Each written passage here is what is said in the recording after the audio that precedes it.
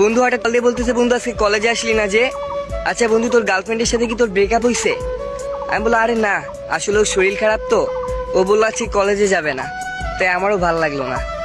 বলতেছি কি বলতেছি, তোর গার্লফ্রেন্ডও কলেজে আইছে। দেখলাম কলেজের সামনে একটা ছেলের সাথে দাঁড়িয়ে দাঁড়িয়ে কথা বলতেছে। আমি বলতেছি মজা করিস না, ভাল লাগতেছে না। কয় বন্ধু সত্যি বলতেছি, আমাদের কলেজের পাশে যে ক্যাবটা আছে না, ওখানে ওই ছেলেটারে আমি ঢুকতে দেখছি।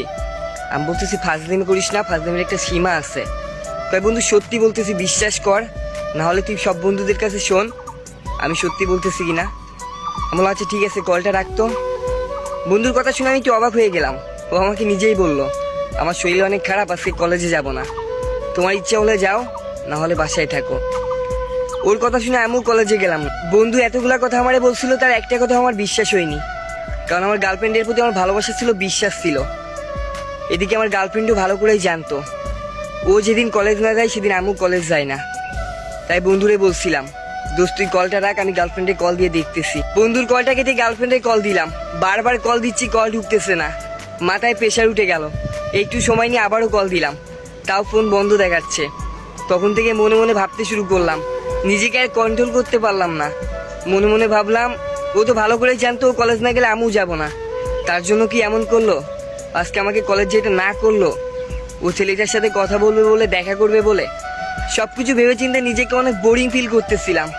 নিজের জীবনটা শেষ করে দিতে ইচ্ছা করতেছিল।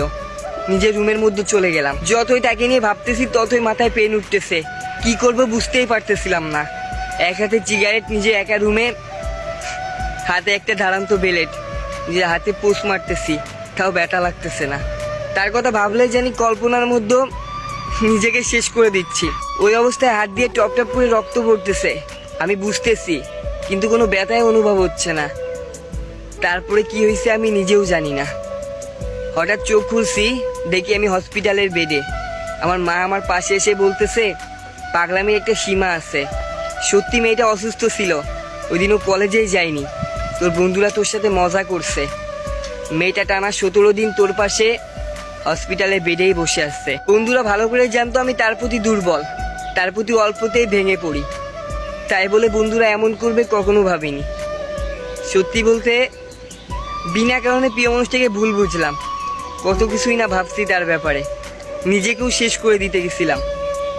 সত্যি বলতে ভালোবাসা সত্যি অনেক সুন্দর, যদি বিশ্বাসটা থাকে।